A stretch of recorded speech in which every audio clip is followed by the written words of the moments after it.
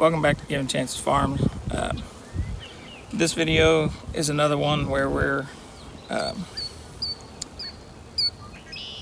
going through it. We're going to we put a nuke into this box because this queen ended up swarming on us. We were using this box earlier in the season to graft from. She was one of our package queens from last year. We had marked her, even though she was last year's queen, we had a red mark on her because at the time that was the only marking pen that we had. So she was pretty easy to find, and we found her all the way up until just a couple of weeks ago. And then the hive went honeybound. They had some cells in here, but they were real little runty cells. So instead of letting the colony take its own course and produce a queen that really wasn't going to be all that great, we had a nuke here from one of her daughters that we had grafted, that she went out on her mating flight, come back, and she was laying pretty well. So we opted to take the queen cells out and put the nuke in. With doing that, we ended up caging it. Because of it being a well-established colony, we wanted to make sure that we didn't try to introduce a queen too quickly and then end up killing her. But like I said, we are pretty sure that she swarmed on us because the neighbor across the street from us, we were doing some work on his property for him, and him and his wife both told us that pretty much what day it was that they saw a huge swarm of bees go right across the top of their house and just keep on trucking. And we had actually been out working the bee yard the day before they said that, and we did find her that day. She was in the hive and doing great. And then when we came back here after they told us that, she was nowhere to be found, and they started becoming honeybound. So we're going to try and fix that issue now, and you live and learn there. Even though you think you're keeping on top of it and you're out here, I would tend to say that we're out here in our hives a little bit more frequently than some, and some may argue that that's a reason for her to have swarmed, is because we bug her too much. But we're still trying to learn, and the only way for us to learn is you can only watch so many YouTube videos, you can only read so many books. I need to have my hands on it, and I can't tell what's going on from hive to hive if I don't get out here and put my hands in the hive and start looking at stuff.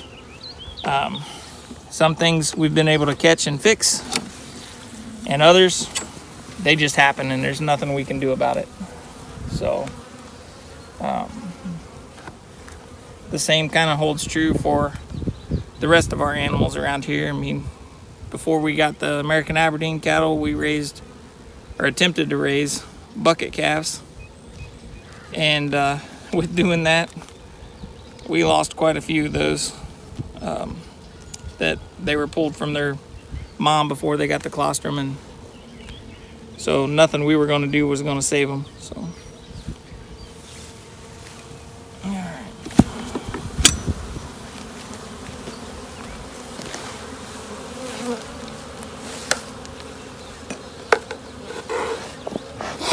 alright, so once again on this hive, we have pried the frames apart, pinched the queen cage in between two frames, and then we have duct tape over top of the candy in there so that they can't release here before we were ready.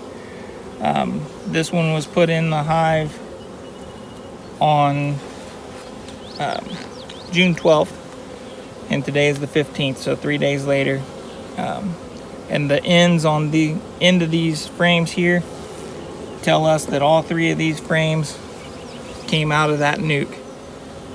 So that way there was capped brood, larva, eggs, all of that came from this queen that is here in the cage. So everybody's nice and calm. I haven't even had to use the smoker, and I pulled 3 honey supers off the top of this box before we started showing the video. So if they were gonna, that was the reason behind us grafting out of this box for this, the original queen from this box, was because even with them getting well populated and producing honey, they were still gentle, and that's what we wanted. As you can see, I'm in a full suit. We have had some videos in the past, especially at the beginning of this year, where it was still cold. It was January, and we were putting Apivar mite treatments in the box, and we had somebody make a comment that, well, it looks still cold there, and they're all clustered up. There's no need for a suit. Well, you tell my insurance bill that sent me to the hospital for getting a sting in the chin that there's no need for a suit. I've got a full-time job away from the farm, and I'd like to keep that. And part of that is being able to stay healthy and be able to make it to work every day. One of those days, I actually had to stop at the emergency room on the way to work to get a shot and get some steroids to be able to get this, and antibiotic to get the swelling down before I could continue on to work for the day. So I've seen plenty of other YouTube videos where guys want to go out here in a tank top and flip-flops and work bees. If that works for you, I'm happy for you. This is what works for us, and this is how we're going to continue to work bees. If that bothers you, then I'm sorry, but this is what we have to do that works for us, and that's the way we're going to continue to do business. We make sure our kids are in suits when they come out here as well. The safety gear is made for a reason. One sting to the eye and you could be blind, so why would you take the chance? There's too much going on right now in this world to be taking a chance over something so silly as whether or not you put a suit on or not. So yes, I agree that, you know, these gloves don't give me the dexterity that I would have barehanded to try and work these bees, but I'm not taking the chance on whether or not I need to worry about getting stung or not. So far, I've lucked out any of the stings that are in my hands through the gloves. I don't get any swelling or anything like that. It's only been in the time frame where I was wearing the suit with the fencing style veil instead of this big round one that stays out away from my face. And it was both times that it sent me to the get medication was I bent forward and pinched it between my chin and the coat. It wasn't that the bees come right out and tried to attack me. It was something that I did.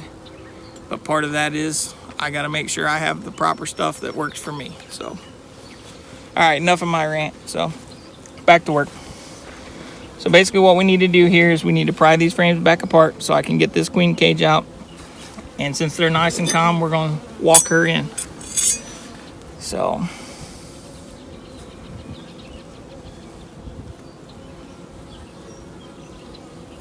there we go.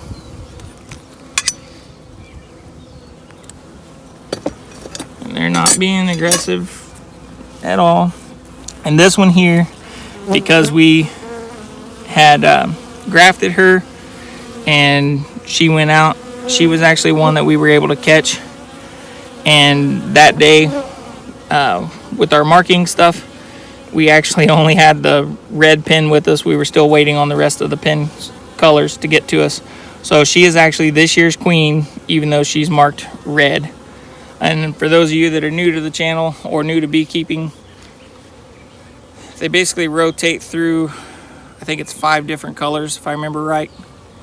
So the years, they have a color for like 0 and 6 or 0 and 5. I can't remember what it is off the top of my head right now, but every year they'll rotate colors. That way you'll know how old the queen is, because they say a queen at its best can have a lifespan of 3 to 5 years, but truly right now a lot of them are saying they're doing more like 2 to 3, sometimes 1. Some guys will squish their queens every year and replace them. So each beekeeper kind of has their own thing. So see if we can't get some of these off here real quick so you can see her marked. There she is. We're seeing her bottom side.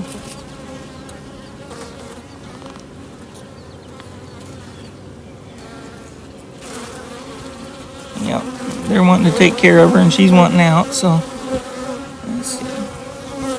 Now she's not going to flip over like she was a minute ago when I just had her. Okay, we'll see if we catch her red spot when we let her out.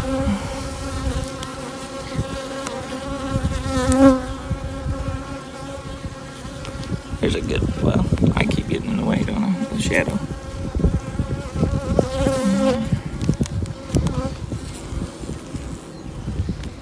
Alright, let's see if we can get her walking out there. You gotta go to the other end. There you go.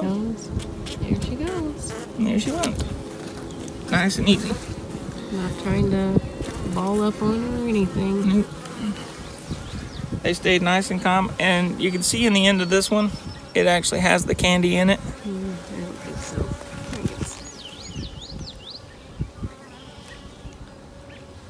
I think it's That way we could have, that's basically, it's a white candy mixture. I'm not even sure what the mixture is. This was a queen cage left over from one that we bought last year. And we did a quick release on her too, so we didn't use the candy side of it. frames back. Oh, yep. And that's another good point. She pointed out, because we spread these frames out, you can see where the bars are apart there. We need to make sure we keep the proper bee spacing there between them.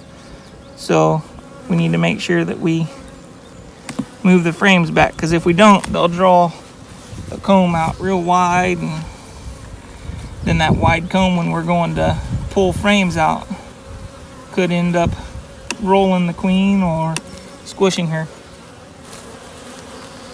So, all right, that hive we're gonna put back together.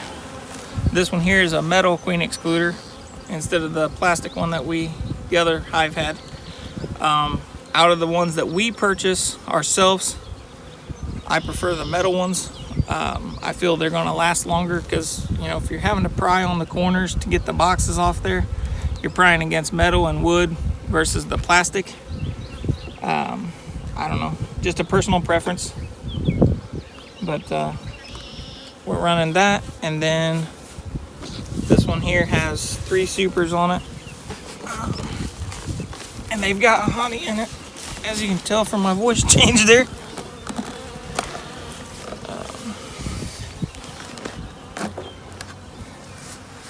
We'll actually pop one of these. I know this top one is a newer one, so Yeah, stand in a little bit.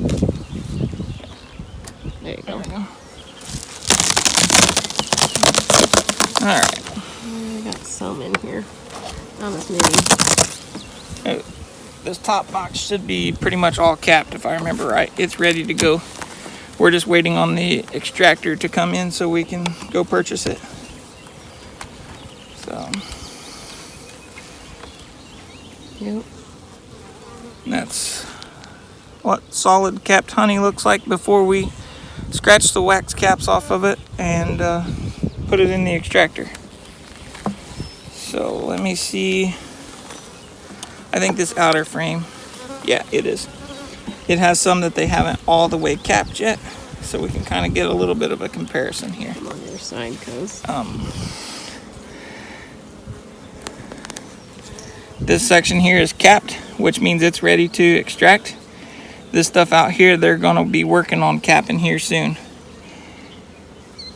And then, if by chance it was later in the year where it's kind of a now or never, it's time to pull them, there's a couple different methods that people will use to see whether or not it's ready to be extracted.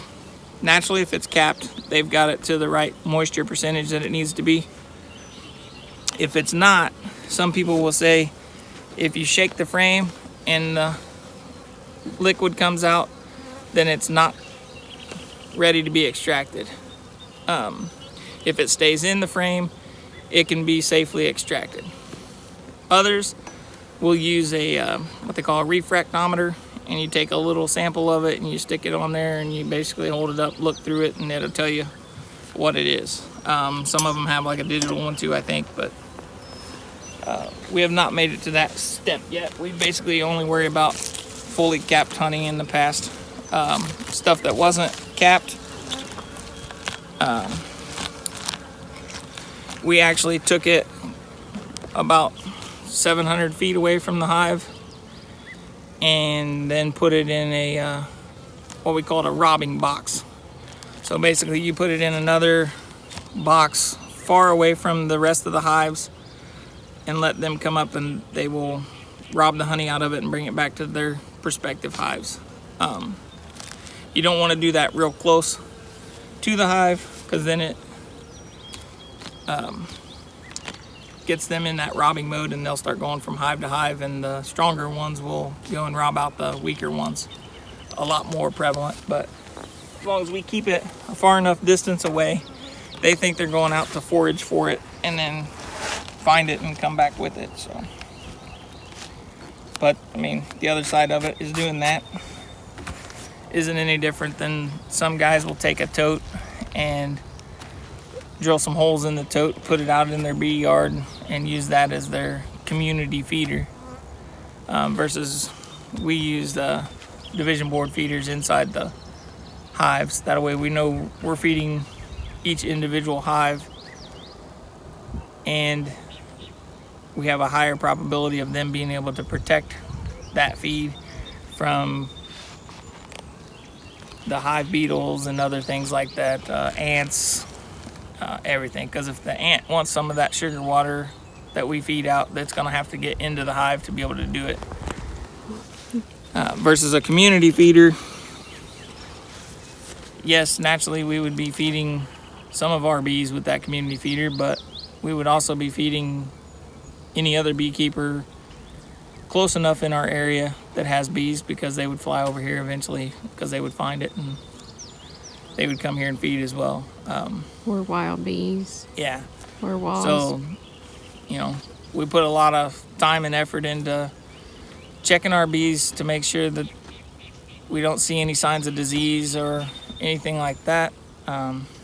So why would we try to invite others over here? But I mean, I guess technically our robbing box could be that, but it doesn't stay out very long, because it doesn't take them very long to clean out the frames once you set it out there. And once they find it, they pretty much come back to the colony and let everybody know that it's kind of easy pickings, and they come and take care of it pretty quick. So,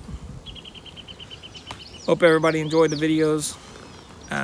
Don't forget to like, subscribe, comment below. We enjoy the comments. I try to get back with everybody as soon as we can. One of us does at least. If there's any kind of videos that you guys are looking for in the future, comment that down below as well. We've got videos from bale grazing to our American Aberdeen cattle, which actually looks like Mama brought some of the calves back here to do a little more eating again. That ain't Mama. That's Faith. Oh, so Sister brought the rest of them back here to do a little more eating. But we can do videos on that. The hayfield is right behind me. We did a few pictures of the first round cutting this year. We've got some videos of the 4-H calves where we walk them, halter break them, start training them to be able to stand there for their setup in the show. That way they know how to stand so the judge can watch over them. We have meat chickens. This is our second year with meat chickens. So look out for future videos on that where we're going to be eventually processing them. So hope you enjoy the video, and we'll see you on the next one.